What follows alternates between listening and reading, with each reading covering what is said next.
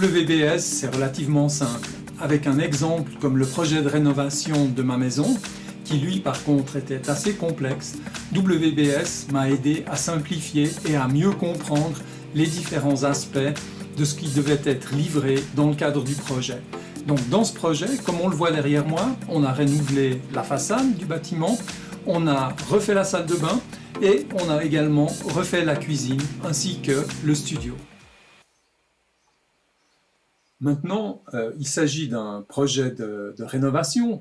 Donc ce que je fais, c'est que j'ai bien compris que dans la rénovation, il y avait plusieurs composants. Donc il y a le composant de la cuisine, la salle de bain, ensuite il y a la façade, il y a le studio. Donc on voit que rénovation, ça se décompose déjà en plusieurs parties. Donc ça, c'est déjà du WBS. On est déjà en train de structurer ou de décomposer le projet de manière à en obtenir une structure. Donc ici, on aura le niveau du projet, rénovation, ça correspond au nom du projet. Et puis ensuite, on aura en dessous 4 entités séparées, cuisine, salle de bain, façade et studio. Ces entités, à leur tour, on va aussi les décomposer parce qu'on voit bien que cuisine, ça ne suffit pas comme élément. Il va falloir dire qu'est-ce qui est à faire comme travaux dans cette cuisine. Et tout d'abord, à quoi nous souhaitons que cette cuisine ressemble. Donc, on va devoir passer par une étape de spécification aussi. Ou peut-être que la spécification a déjà été faite. Donc, de même, pour les autres éléments, salle de bain, façade et studio. Avant d'aller plus loin, il faut que je vous explique à quel moment dans le projet on va faire le WBS. Alors là, ça c'est un diagramme qui est compliqué. Et puis en plus, il est en anglais. Alors rassurez-vous, c'est un extrait du PMBOK. Je ne vais pas entrer dans tous les détails de tout ça. Ça va simplement me permettre de répondre à la préoccupation ou à la question de cette question du WBS ou OT. À quel moment est-ce qu'on le fait dans un projet? Alors, généralement, dans un projet, on a rencontré les clients, vos clients internes ou externes, et puis on a fait ce qu'on appelle la spécification ou la récolte d'informations pour la spécification. Si ce processus-là est suffisamment avancé, on peut faire le processus WBS. Donc, d'un côté, la spécification, de l'autre, le WBS. Ce que moi je vois fréquemment dans les projets et comment je pratique moi aussi, c'est que bien souvent, pour pouvoir faire la spécification, j'ai besoin d'un bout de WBS. De même, pour pouvoir faire le WBS, j'ai besoin d'avoir avancé un bout dans la spécification. Donc ces deux choses vont en parallèle, sont des choses itératives, on fait un bout de l'un, on fait un bout de l'autre.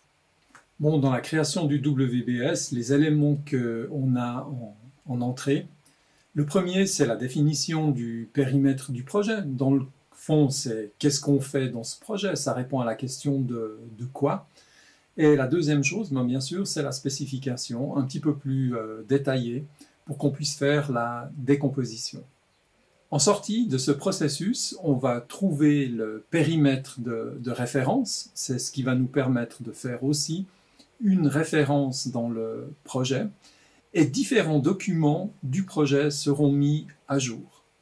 Le WBS, c'est la structure de découpage de projet en français ou l'organigramme des tâches. Donc derrière moi, un découpage plus important, plus avancé du projet avec plus de niveaux.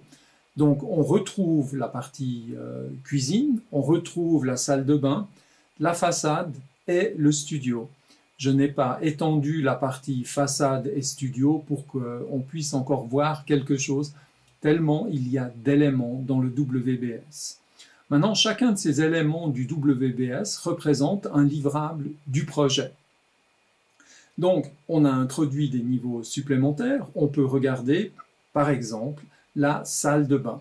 Alors, on verra que la salle de bain, bien, il y a le sol à faire, il y a les murs et plafonds qui sont à faire, il y a les meubles de salle de bain, il y a le WC, la douche.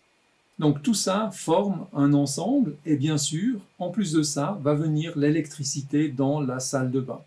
Donc on voit que l'électricité, je l'ai décomposée plus loin, j'ai souhaité le décomposer plus loin avec la lumière, l'air conditionné et puis les prises. Pour la cuisine, on voit que c'est similaire à la salle de bain dans le sens qu'il y a les sols et plafonds à faire. Ensuite, il y a des meubles qu'il faut choisir. Maintenant, où ça se distingue un peu, c'est que dans la cuisine, il y a de l'électrodomestique, ce qui n'est pas le cas de la salle de bain.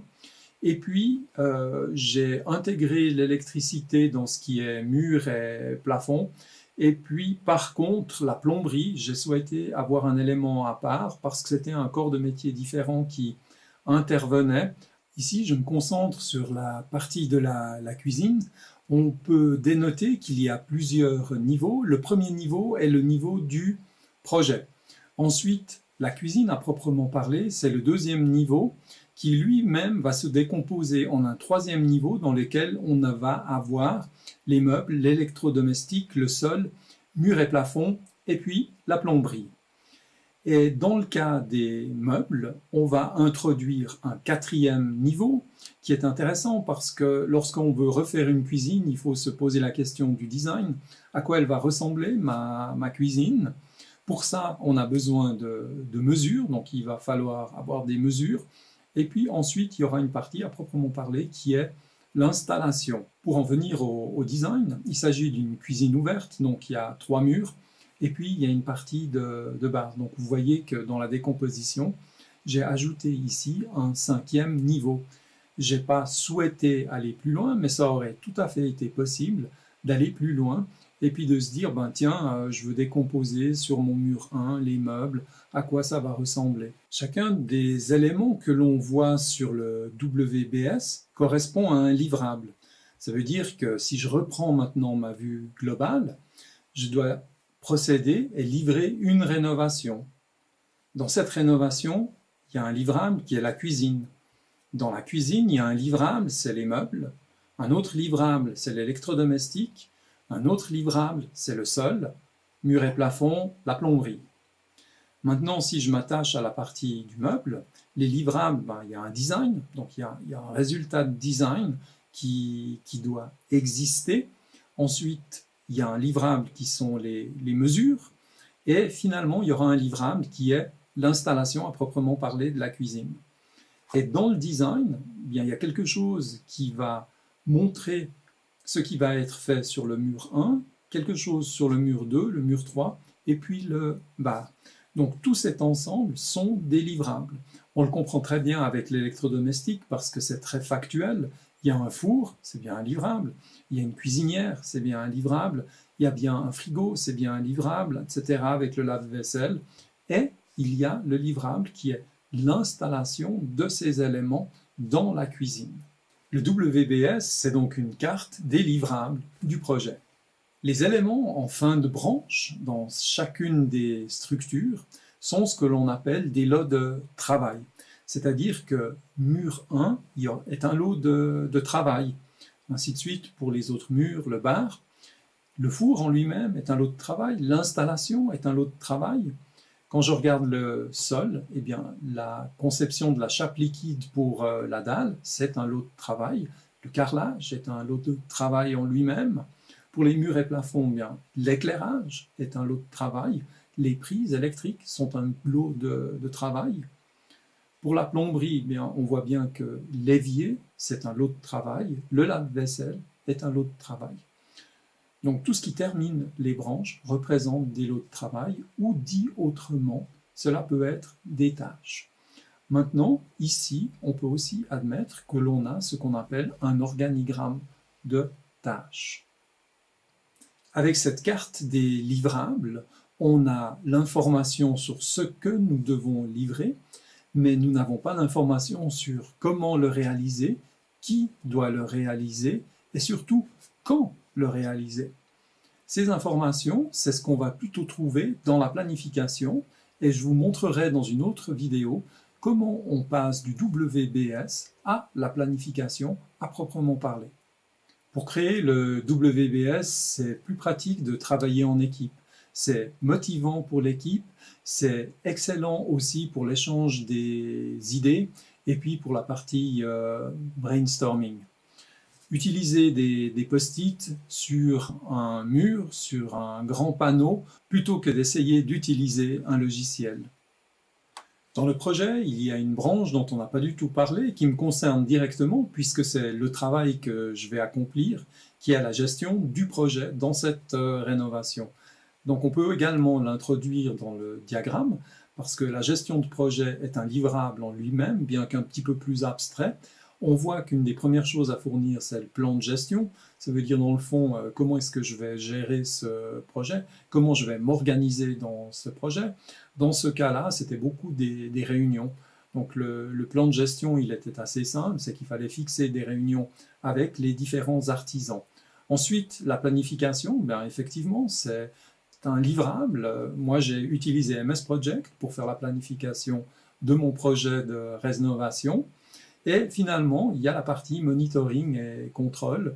Ben oui, il faut vérifier si toutes les choses avancent tout à fait normalement et si tout se passe bien dans le projet. Rassurez-vous, dans ce projet, tout s'est très bien passé. J'ai eu que des entreprises que je peux que recommander pour le moment à qui souhaitent faire une rénovation de sa maison. Voici une autre forme de décomposition qui est possible, il y en a beaucoup. Celle-là est une décomposition par phase qui correspondent au cycle de vie d'un projet, c'est-à-dire que nous avons l'initiation, la planification, l'exécution et finalement la clôture. Donc le projet de rénovation, c'est le premier niveau. Ensuite, les grandes étapes sont le deuxième niveau. Et j'ai ouvert ici un troisième niveau, simplement pour illustrer comment on pourrait décomposer plus loin. Avec, par exemple, dans le planning, nous pouvons avoir la planification globale. Et puis un petit peu plus tard, on aura une planification plus détaillée qui pourrait être un autre livrable du troisième niveau. Voilà, WBS, on l'a vu. J'espère que c'était assez simple, cette manière de l'expliquer. Vous avez apprécié les likes? J'apprécie toujours les likes. Vos commentaires sont les bienvenus, les suggestions aussi. Et n'oubliez pas de vous inscrire à la chaîne, communiquer et partager avec vos amis. Moi, j'ai beaucoup de plaisir et je me réjouis déjà de vous retrouver pour une prochaine vidéo, pour un prochain tutoriel. Allez, à tout bientôt. Ciao, ciao.